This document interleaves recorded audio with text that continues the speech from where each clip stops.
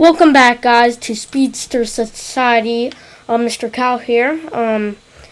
My other fellow YouTuber that owns this channel is not here, but I'm going to record for you guys, and this is actually going to be about one of my favorite cars, actually, and which trim, personally, I think is the best and which is for you.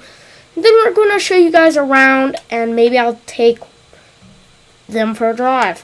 I'm definitely going to take the sport trim for a drive, which that's my favorite one. But let's start out with the model name. This is a Bruckell Bastion. It's supposed to be like a Dodge Charger.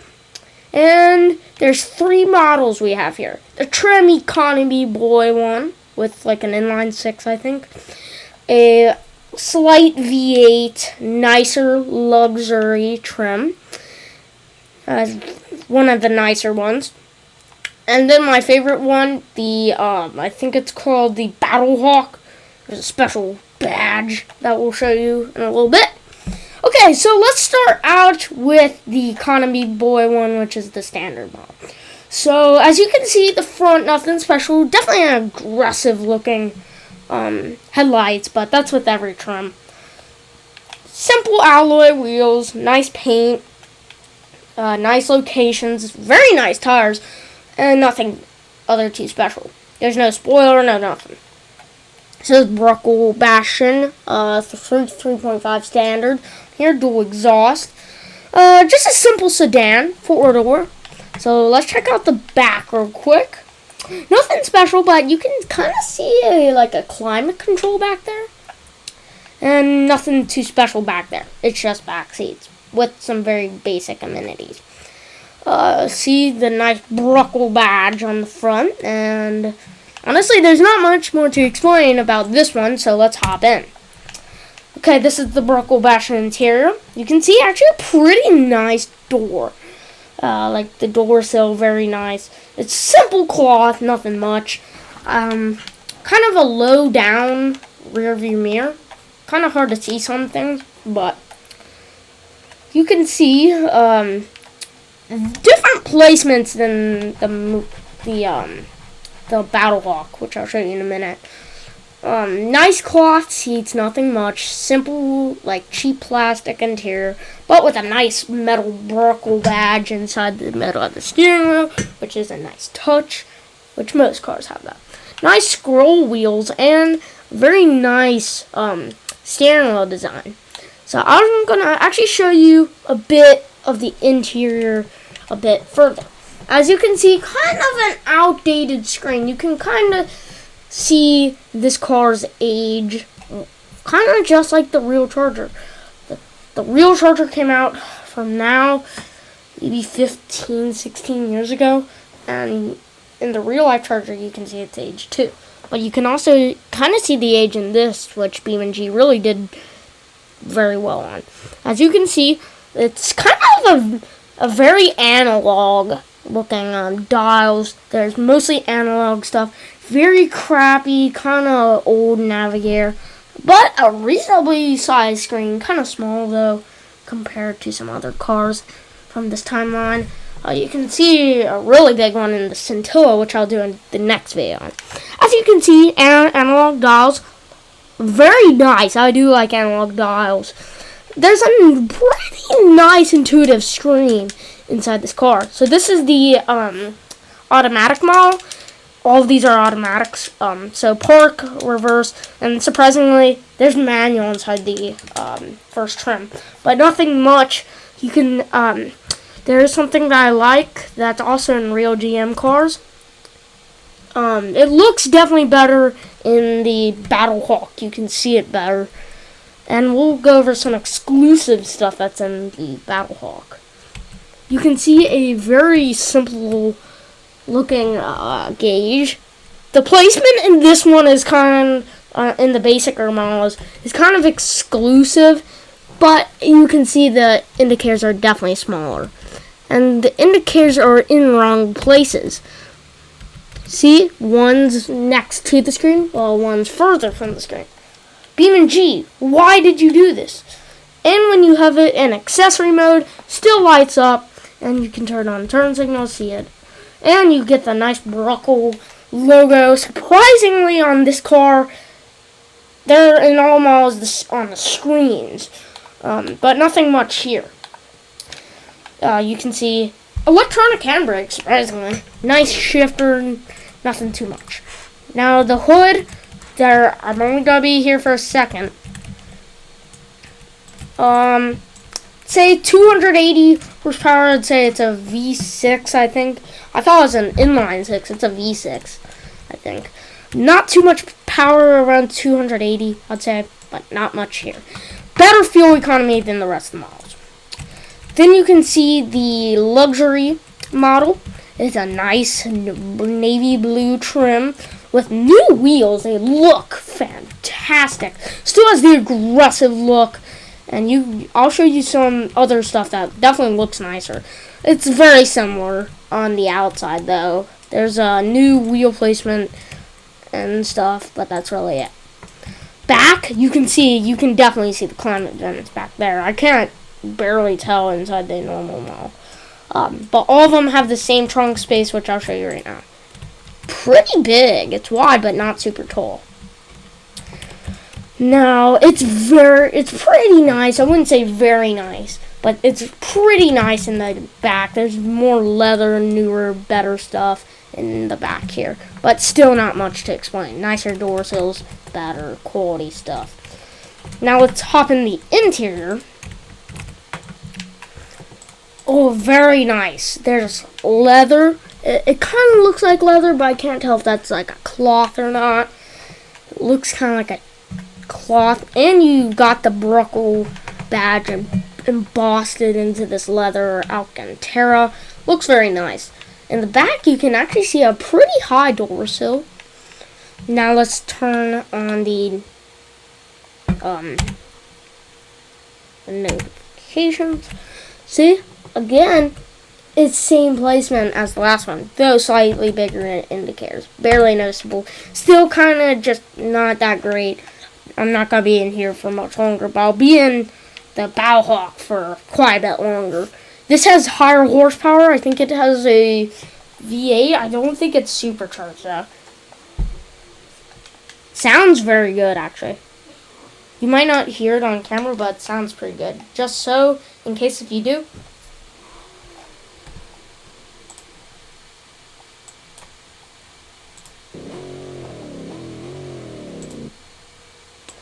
Now that sounds good. There are some other things too. Sorry guys, I just adjusted my mic.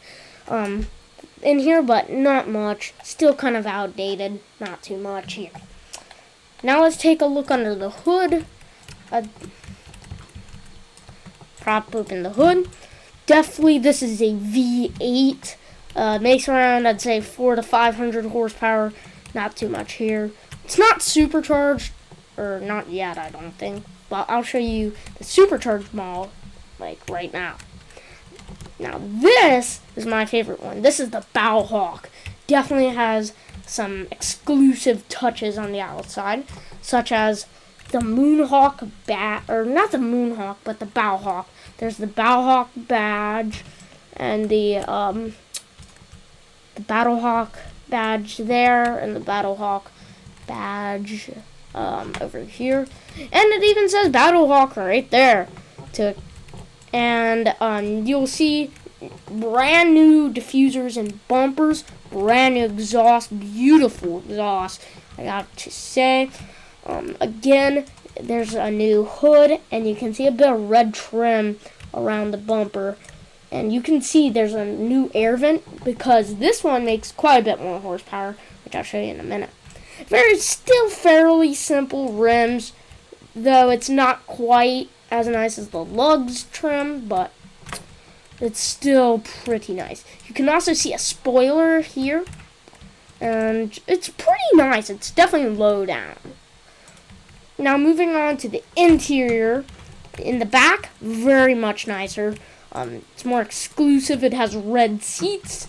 In the middle, nothing too special actually back there. Still not that nice, but still, it has that nice red trim.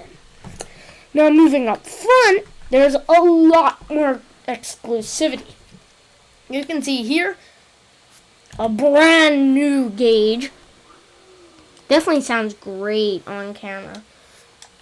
And this also has a supercharged V8, which I'm going to turn up the volume and you'll hear it.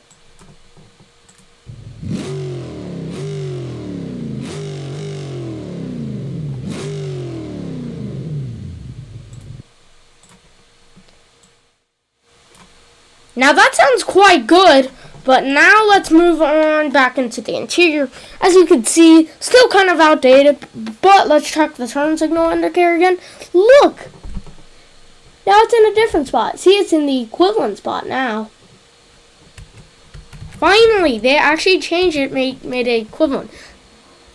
Definitely sounds great. I love the sound. Still kind of outdated. Again, the screen not so great. And there's also drive modes. There's comfort, sport, drift, off. I don't know what caged is. Could you guys comment down below what caged mode is? I think it's like a handling mode, I'd imagine. But back to comfort mode. Very nice in here. New indicators. Definitely looks better. There's nice red Alcantara, and you can see a red Bruckell badge bossed into the Alcantara. Very nice touch. Also, still kind of same placement, but okay, let's move on to the engine. Let's prop it open.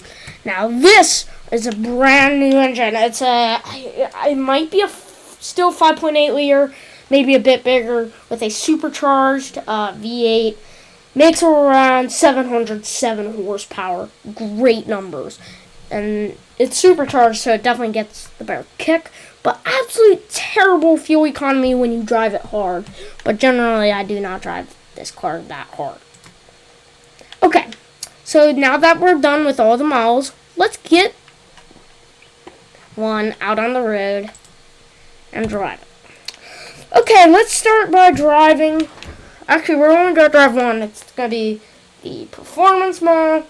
And, let me see here. I'm going to start by backing out. Check mirrors. Look behind. Just put into drive. I'll floor it eventually, but... And you'll see how fast this thing goes up on its numbers. Look! Just look at the speed dial. I'm barely flooring it, and it's going up quite fast. And the revs aren't even that high either. Definitely, I feel like this car is handling. Also, not to mention, or I forgot to mention, this is also a wide body trim, so it makes it a bit more exclusive. No other model has that. There's also a manual offered in this one, but the automatic is a bit faster. And not only that's more practical for daily driver. Surprisingly, you can actually daily drive this car just fine. If you keep the revs low, the fuel will be fine. But let's floor it. Oh, God, that felt good. God, that felt so good.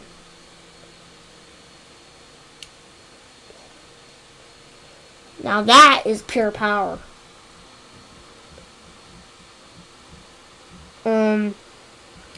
Surprisingly, it's not that fast if you don't floor it. Either way, you shouldn't actually floor it. Can reduce your reliability on this car. So you can kind of floor it for better speed acceleration. Just don't floor it too much. And you can see the dials. You can see the Battlehawk logo. Looks definitely cooler with the yellow dial. Surprisingly comfortable. I definitely feel like the age of this wide body, the wide body, it gives it better stability, but it kind of gives it worse handling, I guess you could say that. Let's turn. Well, that's how you can destroy your bumper. Never go up on a curb like that. Turn signal, finally they actually put it in the placement. Definitely it has bigger indicators. Definitely looks better. This thing also has better traction and grip percent. The navigation actually works fine, but definitely looks kind of outdated. BeamNG, you need to make this navigator better. It kind of, this thing actually comes, even just the basic model actually comes with the screen, surprisingly. There aren't too many cars I see coming with a screen like that. You can get this or an ETK, and for me, I'd get this over an ETK 800. 800 kind of suck compared to this. This thing can probably blaze a Civetta Scintilla if you're lucky. Normal models, no, but the Bauhawk, it's more comparable to a Civetta Scintilla in terms of power. It's park and